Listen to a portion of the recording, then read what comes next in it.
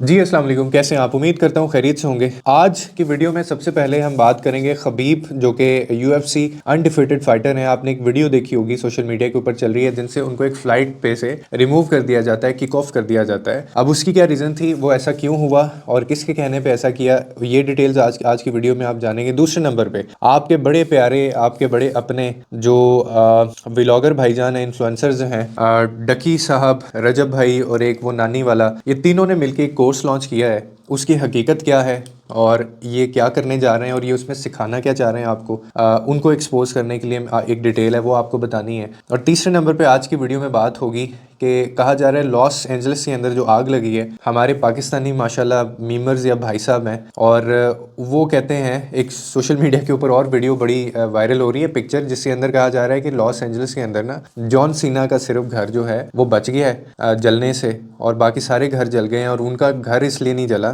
कि उन्होंने हाथ में कुरान पाक पकड़ा हुआ था। ये पिक्चर एक वायरल हो रही है, ये पिक्चर भी फेक है, मैं आपको बता दूं, एआई से बनाई गई है। और इसकी क्या हकीकत है और वो जो घर एक नहीं जला, वो घर किसका है और वो क्यों नहीं जला, उसकी भी एक रीज़न आपको बताएंगे। So let's get started. सबसे पहले आप बात कर लेते हैं खबीब भाई साहब की। अब खबीब के बारे में आपको पता है कि पूरी दुनिया के अंदर इन्होंने अपने आप को मनवाया और एक बहुत अच्छे फाइटर हैं ये, और यूएफसी अनडिफीटेड फाइटर हैं। बड़ा नाम इन्होंने पाकिस्तान का तो नहीं, मुसलमानों का, बल्कि पूरे वर्ल्ड लेवल पे इन्होंने रोशन किया और बड़े बड़े लोगों से इन्होंने दाद समेटी। अब होता ये है, एक वीडियो वायरल हो रही है जो कि बिल्कुल ठीक है।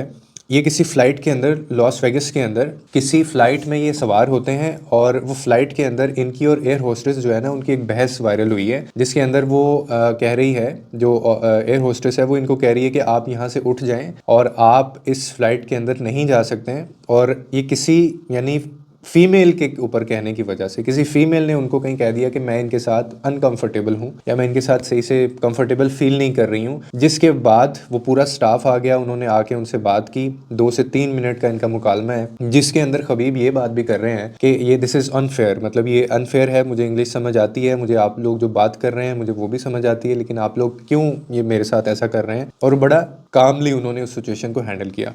अब मैं आपको बताता हूँ असल में हुआ क्या है। होता ये है कि खबीब जब उस फ्लाइट में सवार होते हैं तो वहाँ पे ना एक इमरजेंसी सीट होती है, जिसको इमरजेंसी सीट या कुछ और उसका एक नाम लिया जाता है, मतलब फ्लाइट के अंदर। अब उस सीट पे बैठने की ना कुछ टर्म्स एंड कंडीशंस होती हैं। अब उसकी कंडीशन ये होती है कि जब जो बंदा भी उस इमरजेंसी वाली सीट पे बैठता है ना, उससे सबसे पहले तो ये पूछा जाता है कि आपको इंग्लिश आती है, और उसके लिए आपको इंग्लिश आना लाजमी होता है। दूसरा, वहाँ पे उसी बंदे को बैठने की इजाज़त होती है जो थोड़ा एक्सपर्टीज़ रखता हो, जिसके पास थोड़ी सी एक्सपर्ट्स हों, कि अगर कोई इमरजेंसी की सूरत हाल बनती है तो वो वहाँ से लोगों को भी, अपने आप को भी बचा सके, वो लोगों की भी हेल्प कर सके और लोगों को बचा सके। कोई भी अनइवन या कोई भी इमरजेंसी की कंडीशन कोई होती है, सिचुएशन अगर होती है। तो खबीब जब एंटर हो रहे थे तो इनको तब भी इनसे ये पूछा गया कि क्या आपको इंग्लिश आती है, और इन्होंने कहा कि मुझे इंग्लिश आती है। और उनसे ये भी पूछा गया कि आप अगर कुछ ऐसा मामला होता है तो आप जिस सीट पे बैठ रहे हैं तो आपको वहाँ पे लोगों को बचाना होगा या लोगों की आपकी मदद करनी होगी। तो इन्होंने ये भी कहा कि मैं बिल्कुल ये काम भी कर सकता हूँ और मैं लोगों की हेल्प भी करूंगा। अब वो वहाँ पे बैठ जाते हैं। अब एक औरत होती है उसी फ्लाइट के अंदर, वो औरत आके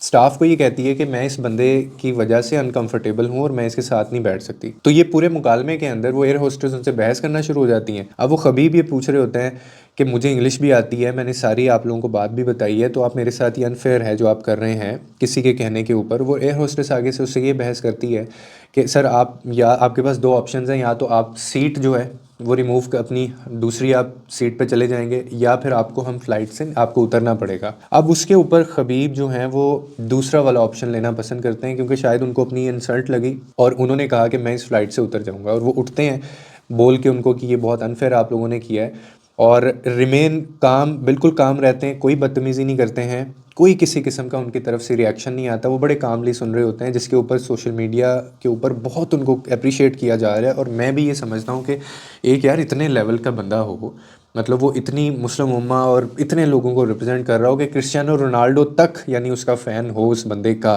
CR7 number 1 best in the athletic, वो उसमें आता है प्लेयर में, स्पोर्ट्समैन, वो उसका फ़ैन हो और दुनिया भर से उसने दाद समेटी हो, आप उसके साथ ये बदतमीज़ी कर रहे हैं सिर्फ किसी औरत के या लड़की के कहने के ऊपर कि इसके साथ वो अनकंफर्टेबल नहीं है। अब इसको वो जेंडर डिस्क्रिमिनेशन की तरफ भी लेके जाया जा रहा है। जो खबीब के फ़ैन्स हैं, मैं ख़ुद बहुत बड़ा फ़ैन हूँ और मैं ख़ुद इसको बहुत बुरा समझता हूँ, और बहुत सोशल मीडिया के ऊपर उनके हक़ में बात हो रही है और वो कह रहे हैं कि मतलब खबीब जो है ना वो probably he was one of the best जो है वो बंदा था जो इमरजेंसी की सूरत में ये चीज़ें संभाल सकता था, लेकिन इनको ये रियलाइज़ नहीं हुआ। और उसके बाद आप हैरान होंगे इस चीज़ के ऊपर कि जब वो फ़्लाइट से उतरा है, दूसरी फ़्लाइट इन्होंने बुक की उसके लिए और रिफ़ंड भी किया। बाद में खबीब ने ट्वीट ट्वीट भी किया जिसके अंदर उन्होंने ये सारी चीज़ें बताई कि वो लेडी मेरे साथ फ़िज़ूल में बहस कर रही थी और उन्होंने किसी के कहने के ऊपर मुझे फ़्लाइट में से उतार दिया।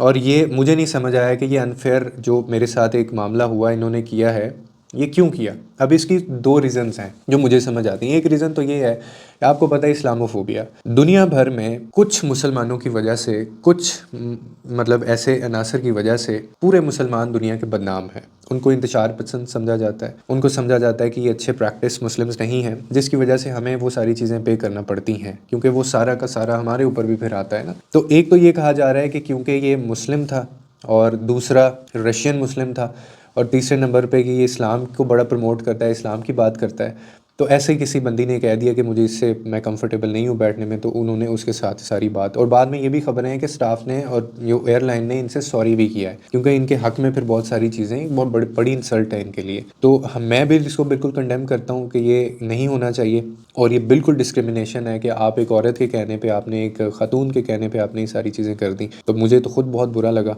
तो उसकी स्टोरी ये है सारी जो मैंने आपको बता दी है। आपका इसके बारे में क्या कहना है आप कमेंट सेक्शन के अंदर बता सकते हैं। दूसरे नंबर पे जो बहुत इंपॉर्टेंट बात करनी है वो ये है कि रिसेंटली अभी एक दो दिन पहले रजब भट्ट, डकी भाई और वो एक नानी वाला, ये तीनों बैठते हैं और इन तीनों ने बैठ के एक कोर्स लॉन्च किया है और उस कोर्स के अंदर ये अब आपको बताएंगे कि यूट्यूब पे कंटेंट कैसे बनाते हैं और पैसा कैसे कमाते हैं। ये इनका ये कहना है कि हम जितना हमने पैसा कमाया वो हम अब आपको पैसा देने लगे हैं क्योंकि आप लोगों ने हमें इतना बड़ा स्टार बना दिया है एक दो साल के अंदर, तो हम अब ये सारा पैसा आपको देने लगे हैं। तो आपने करना सिर्फ ये है कि आपने ये हमारा एक कोर्स है और इसमें जाके आपने इनरोल हो जाना है और उसके अंदर ये आपको यूट्यूब का कंटेंट मेकिंग भी बताएंगे। और इनका ये भी दावा है, इन्होंने अपने वो वीडियो के अंदर ये भी बोला है कि हमने आधे पाकिस्तान को तो हमने व्लॉगिंग के ऊपर लगा दिया है। ये हमारी बहुत बड़ी एक अचीवमेंट है, ये हमारा बहुत बड़ी एक इनके लिए अचीवमेंट है।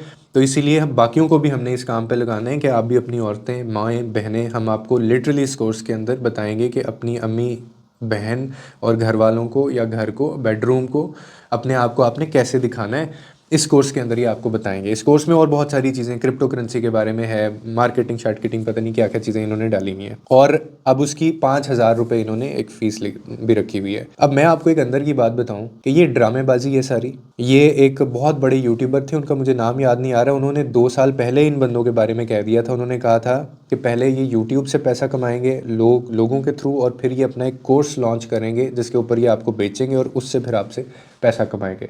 मैं आपको एक एडवाइस ये करना चाहता हूँ, आपको कुछ भी सीखना है, आपने कंटेंट क्रिएशन सीखना है, आपने कुछ भी सीखना है, आप सिंपल यूट्यूब के ऊपर जाएं। फ्री पड़ी हुई है हर चीज़, सारी वीडियोस फ्री हैं। मैंने जो ये काम है ना, मैं ये जो वीडियोस बनाता हूँ, आप में जो लोग बहुत पुराने मेरे साथ जुड़े हुए हैं ना, उनको पता होगा मेरी जर्नी कहाँ से स्टार्ट हुई थी और अब हम कहाँ तक आ गए हैं। तो ये सारी A to Z जो सारी चीज़ें थी ना, ये सारी मैंने यूट्यूब से सीखी। ठीक है, उसके ऊपर हर चीज़ अवेलेबल है, हर चीज़ फ्री है।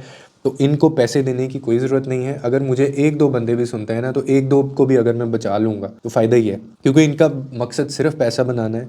और एक ऐसा बंदा जिसका अपना कोई उसके अंदर उसका एक्सपीरियंस ही नहीं है, मतलब अनपढ़ बंदे बैठ के, मतलब अनपढ़ जाहिल गवार बंदे बैठ के आपको बताएंगे अब कि आपने पैसा कैसे कमाना है और वो भी किस फील्ड के अंदर जाके। और ये अंदर की खबर ये है कि मुझे एक बहुत ही करीबी दोस्त जो कि इनको बहुत अच्छे तरीके से जानते हैं, इनकी बाकायदा एक ऑडियो लीक सामने आ गई है जो एक्सपोज हो गई है, जिसके अंदर ये तीनों आपस में डिस्कशन कर रहे हैं और ये कह रहे हैं कि यार उसकी फ़ैन फॉलोइंग बहुत है तो उसको इसको साथ में मिलाते हैं, उसके फैंस भी मिलेंगे और कम से कम हम ना इसको ऑनबोर्ड करके फिर बहुत सारा पैसा हम लोग बनाते हैं। क्योंकि लोग तो पागल हैं, लोगों ने तो आ जाना है, लोगों ने तो ख़रीद लेना है ये। और सिर्फ 1,000 बंदा भी अगर इनके वो कोर्स के अंदर इनरोल हो जाएगा ना, तो तकरीबन 50 मिलियन तक कमाएंगे ये, 5 करोड़ तक ये ऐसे कमाएंगे अगर सिर्फ 1,000 people will enrol into this. और वो हो जाएंगे। अब मैं आपको बता दूं, लोग इनरोल भी करेंगे, लोग पैसे भी देंगे क्योंकि इनको पता है अपनी अवाम का, और फिर वो कहेंगे कि जी हमें तो कुछ सीखने को मिला ही नहीं। और सिखाना भी इन्होंने क्या है, फैमिली व्लॉगिंग, यही सिखाएंगे ना। एक बंदे की एक्सपर्टी है ही उसमें, तो वो बंदा वही सिखाएगा आपको। तो इससे बेटर, इससे अच्छा ये है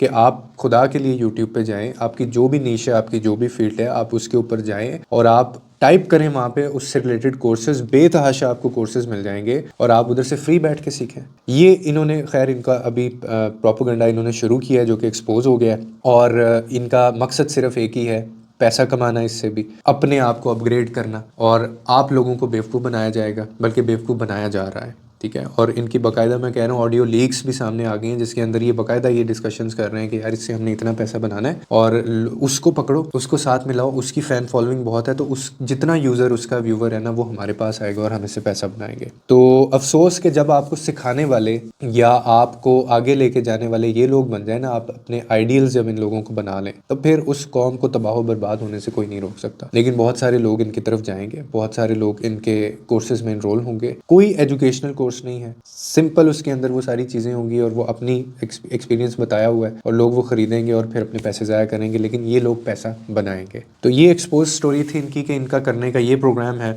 आप जाइए, खरीदिए, मैं मना नहीं करूँगा आपको, लेकिन आप देख लेंगे देने वाला कौन है, आप देख लेंगे बेचने वाला कौन है, उसका क्या बैकग्राउंड है, उसका क्या सोर्स है। अपनी माओ बहनों औरतों को दिखा के कमाया गया पैसा, उसी पैसे से फिर एक और कोर्स बनाना और उसी हराम के पैसे से फिर हराम के काम पे लोगों को लगाना। तो आपको लगता है कि जस्टिफाई किया जा सकता है? और क्या ये वर्थ वॉचिंग या वर्थ टेकिंग है इनरोलमेंट के लिए ये कोर्स जो है? या आपने बताना है, मैंने नहीं बताना, ये आप कमेंट सेक्शन के अंदर बताएंगे। लोगों के लिए आसानियाँ पैदा करें, रब आपके लिए आसानियाँ पैदा करेगा।